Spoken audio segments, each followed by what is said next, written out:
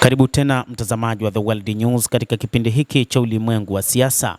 Bado upo nami Adamu Hussein. Waziri wa mambo ya nje wa Iran Abbas Araghchi anasema kwamba maadui wa Iran wameshindwa kufikia malengo yao kupitia hatua za kijeshi. Sasa wameacha matumaini ya kushambulia kijeshi na badala yake wanataka kuishinikiza Iran kupitia vita vya kiuchumi pamoja na vikwazo. Maadui wa Israel wameshindwa kabisa kupambana na nchi hiyo katika uwanja wa vita. Sasa wanatafuta njia nyingine ya uchumi. Akihutubia katika hafla ya kitamaduni mjini Isfahan Alhamisi jioni, Waziri Araghchi aliashiria maendeleo ya vita vya siku 12 vilivyowekwa na Marekani na utawala wa Israel mnamo mwezi Juni, akisema Iran ilipata upinzani na uimara katika taifa zima.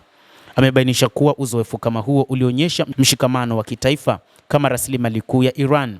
Araghchi amesema adui walifanya makosa makubwa na kueleza kuwa katika vita hivyo vya siku 12 waliamini kuwa wanaweza kuwalazimisha watu wa Iran kujisalimisha ndani ya siku moja ama mbili, lakini ni Iran ambayo ilipambana kwa kutumia nguvu zote, huku ikijaribu kila aina ya kombora ililokuwa nalo, na hatimaye ndani ya siku 12 maadui waliamua kusitisha wenyewe vita hivyo, vita vya uchokozi vilivyoanzishwa na Israel na kuishirikisha Marekani. Katika vinu vya nyuklia vya Isfahan, Fordo na Natanz, waliamini kwamba Iran haitakuwa tena na silaha za nyuklia ambazo walikuwa wakiamini kwamba inazo, licha ya Iran kukataa mara kwa mara, lakini waliamini kwamba Iran kamwe haitoweza kuendelea tena na vita. Lakini ni Iran ambayo iliongoza mashambulizi ndani ya Tel Aviv, huku ikishambulia katika maeneo mengine katika ngome za kijeshi za Marekani, hasa ngome kuu ya Al Udeid ya nchini Qatar. Kwa mujibu wa waziri wa mambo ya kigeni wa Iran, Abbas Araghchi amesema dhana potofu ya maadui ilikuwa kwamba watu wa Iran hawakuridhika na wangeingia barabarani, lakini badala yake taifa la Iran liliingia uwanjani kutetea ardhi yake, mamlaka yake na heshima yake, kuthibitisha kwamba bendera ya taifa la Iran daima inabaki kiinuliwa.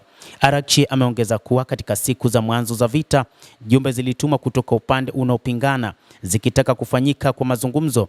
Amesema hata wa Marekani walimfikishia ujumbe wa moja kwa moja wakipendekeza mapigano yasitishwe kuanzia saa 4 asubuhi, huku utawala wa Israel ukisimamisha vitendo vyake kwa wakati mmoja. Akizungumzia mabadiliko katika misimamo ya Washington, Araghchi alisema kuwa wakati wa vita vya siku 12, sauti ya rais wa Marekani ilibadilika kutoka wito wa kujisalimisha bila masharti hadi kukubali usitishaji vita ambao alisema ulionyesha kushindwa kwa malengo ya kijeshi ya adui.